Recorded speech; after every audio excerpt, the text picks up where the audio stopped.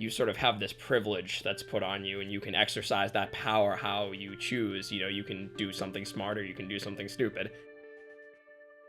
You can either, like, be very efficient in that 20 minutes that you have to get this done, or you can, you know, ride like a bat out of hell and risk your life.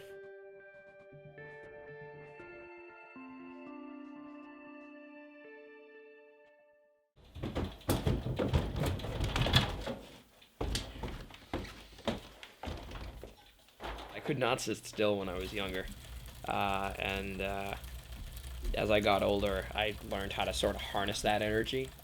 I've always been the type of person to, like, get into something and, like, really get into something and, like, really throw myself, like, 100% into it and, like, you know, learn about it from every facet and learn the history of it.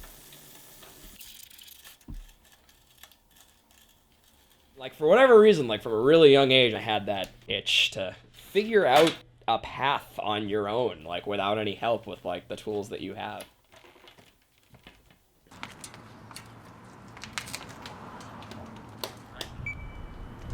Yeah, those were buy nines, by the way. Why were those called in so late?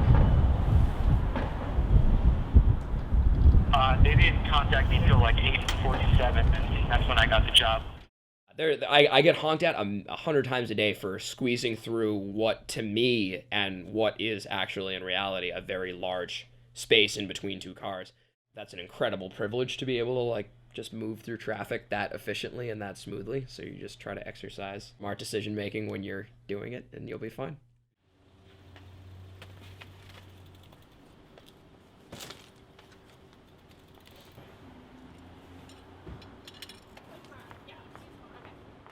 You certainly don't do it because you're making $1 million. Like, the income is still, like, considered relatively low.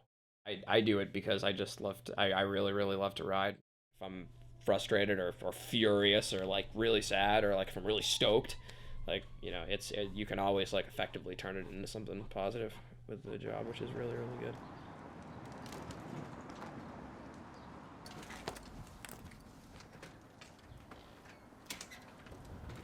Sit at a perfect 90-degree angle on your back with your legs up in the air. And if you do that for 20, 30 minutes after a full day of riding, it feels great. And then I eat everything in sight. Cyclists love bacon.